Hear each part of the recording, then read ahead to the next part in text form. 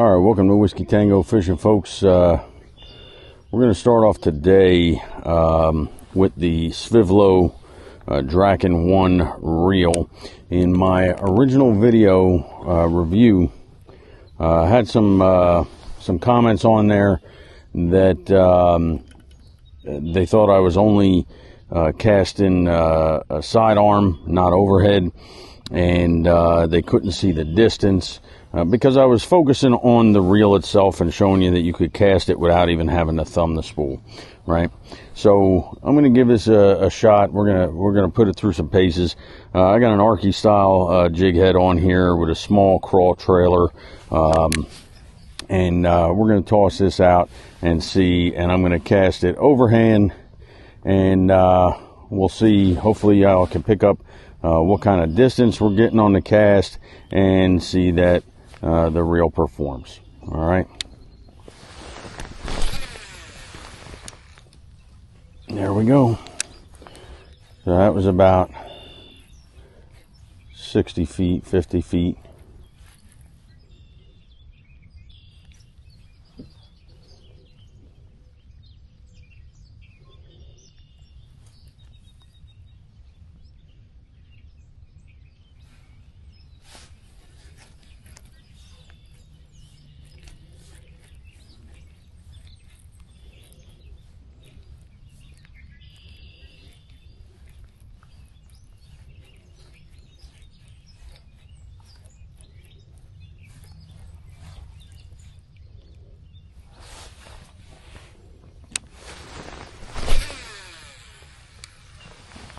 That was a good 80 feet. And again, all I did was put my thumb on it to stop it. Kind of swimming this jig back, kind of twitching it around. Because of all the muck and weeds down at the bottom of this lake right now.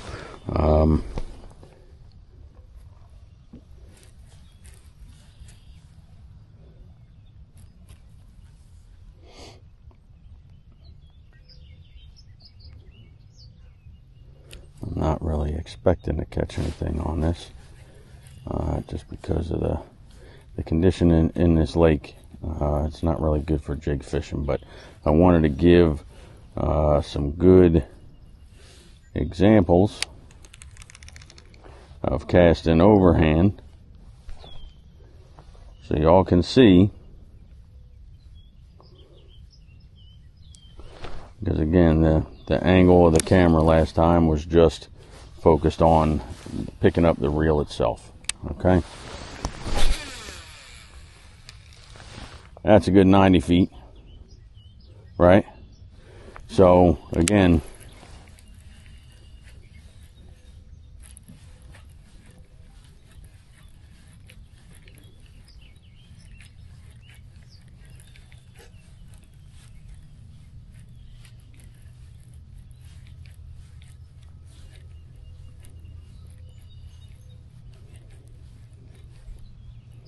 so the reel does what it's supposed to do. I don't know how far you all are looking to cast, but for my purposes, I'm able to cast this as far as I want to and as far as I need to for what I'm using it for. And that was all my fault. I had a little bit of a late release on that jig.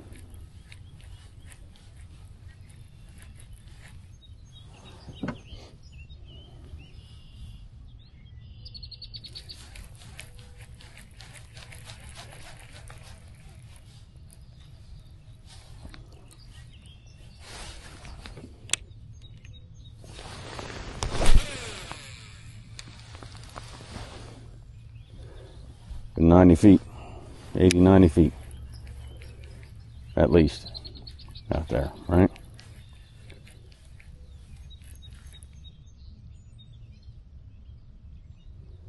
I just felt a bump.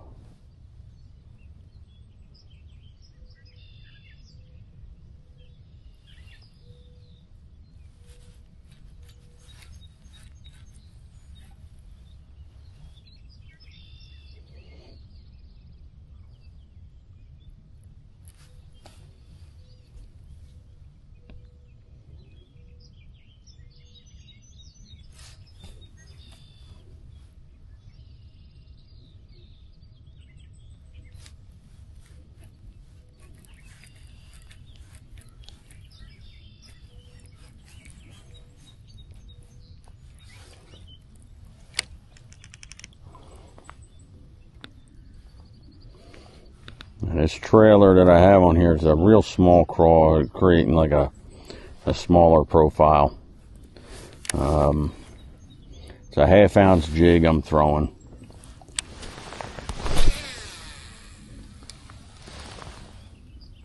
Look at that. Didn't even touch the spool. I'm going to back off the spool tension just a slight bit. Again, with the spool tension on pretty much any reel, it's small micro adjustments, right? Because that little micro adjustment can make a big difference in the spool speed.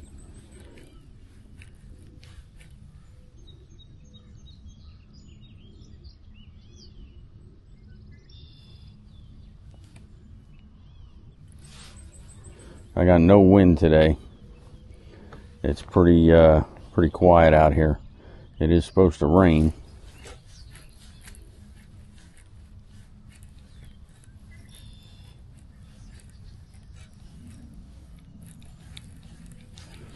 So again, if you are someone who struggles a little bit with a baitcaster, you're just starting out, and you're having some backlash and some overrun and bird nesting and everything, and you want to help yourself get over that hump, this reel is a very useful tool that can help you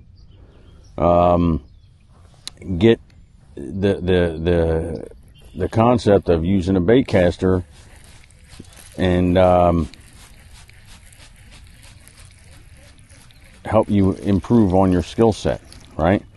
I mentioned in some videos that for me, this wasn't around then, but the Shimano DC reels really helped me. I had struggled with baitcasters before to the point where I had bought a Corrado years ago, and I practiced in the backyard with a casting plug, and you know, I got frustrated with it. So I ended up selling it to a friend of mine, the rod and the reel. And I didn't touch baitcasters, didn't even think about touching baitcasters again until I heard about the Shimano DC reels. And they helped me, excuse me, they helped me be able to learn how to control a baitcaster. They were more forgiving than a traditional baitcaster where you had to take the little pegs with the brakes and you know, you put those little pegs to the outside to turn the brakes on and so on and so forth, right? It was a tool. Now, if you're one of those people that commented on one of my other videos that, oh, you don't need stuff like this, just learn how to cast. Well, you know what? If you're perfect, right, and you walk on water and every cast you make is exactly where you want it, and there's never any backlash or overrun or anything else, great. Give yourself a trophy, right? Because that's not the norm. In my experience, there's a lot of people that struggle with baitcasters. There's a lot of people that get intimidated by baitcasters, and they avoid them because they're worried about it, or they maybe want to start fishing and they don't know what they're doing, so they get a baitcaster on the advice of someone, or they watch a video, oh, everybody's using these kind of reels, so that's what I'm going to get.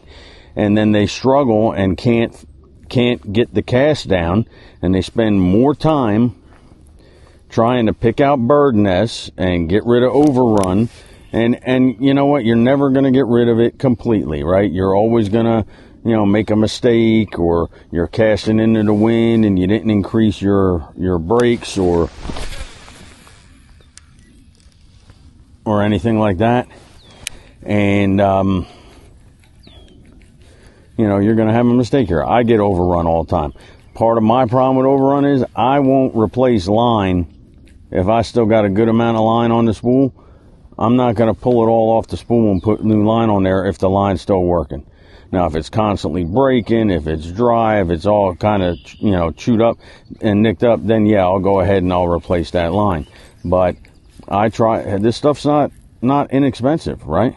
So I try to get as much use as I can out of it. I'll put line conditioner on it, see if that helps give me a little more life in my line and everything else. And, maybe I should change, every year or every, couple times throughout a season, change out my line.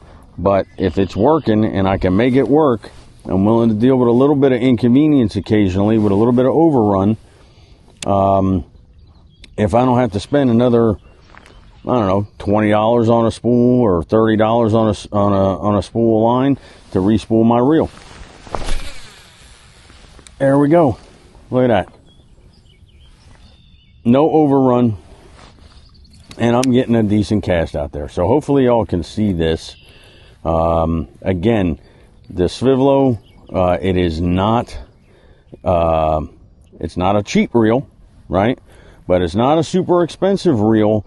And if you're someone who can benefit from the tools that it provides, from the feature set that it has, and it helps you be able to fish and spend more time fishing instead of picking out bird nests, okay, and tangled line on your spool from overrun and backlash. If it's someone that'll help you, then you know what, you determine if that cost is worth the benefit, right? For me, I think it is. There's another reel that's out that I'm gonna look at and try to review if I can get my hands on one here. Every time I seem to check, they're out of stock.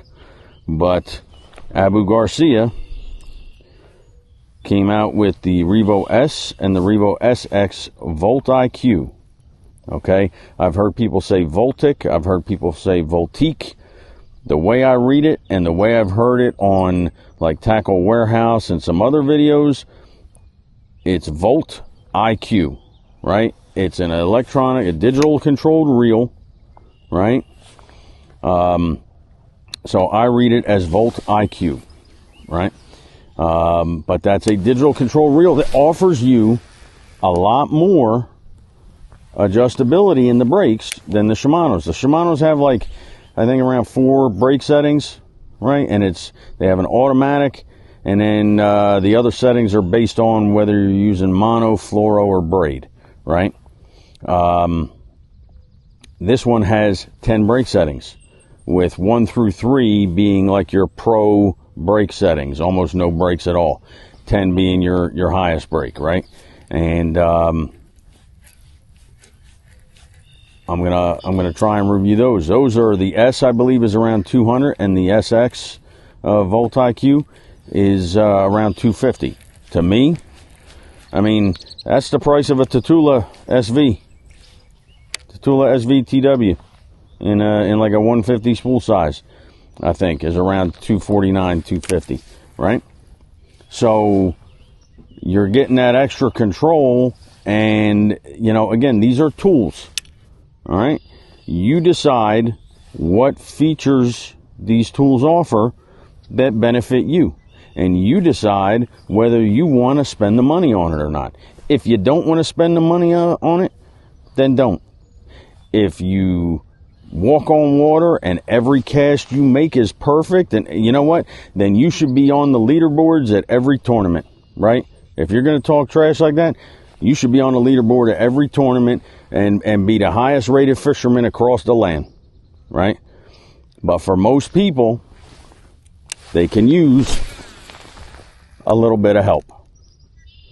And you can see I'm getting a good amount of distance. I'm casting overhead, and I'm not getting any overrun, right? And if I loosen that spool speed, I'd probably get a little bit better, or the spool tensioner, I'd probably get a little bit better distance even so. But this is plenty of distance for what I'm using it for and where I'm using it. So I hope this this video here clears some of the stuff up, and some of the questions up. If you do have any other questions, go ahead and put them in the comments below. And if you like this content, make sure you give me a thumbs up. It really helps the channel out, and it's something that doesn't cost you anything to give me a like and give me a subscribe on here. It just it helps my channel grow and helps me continue to be able to do stuff like this. So again, this is the Svivlo Draken One, 73 gear ratio. Again, there are no brake adjustments. There is only the spool tensioner adjustment on here. They do make another one called the Genesis One, and that's like a larger 300 size reel. This is a 100 size reel. All right. And right now I have it on a Carbon Light 2.0 from Bass Pro Shops with a 1/2 ounce jig on here. But again, this is just to give you an idea. And this video, I only cast overhead. All right, that's all I did. Cast overhead, overhead, overhead. And I was getting a good 80, 90, maybe 100 feet in some cases, right? So it's getting out there. All right, if I loosen the spool tensioner, maybe I get a little bit more, but again, as you loosen the spool tensioner up, you get more play in there, and you can end up getting a little backlash if you loosen it up too much, right? For me, it's comfortable where it's at, right? Could I get away with loosening it up some more? Yes. Do I feel like testing that out right now? No, because I have it set where I want it, where I'm going to use it.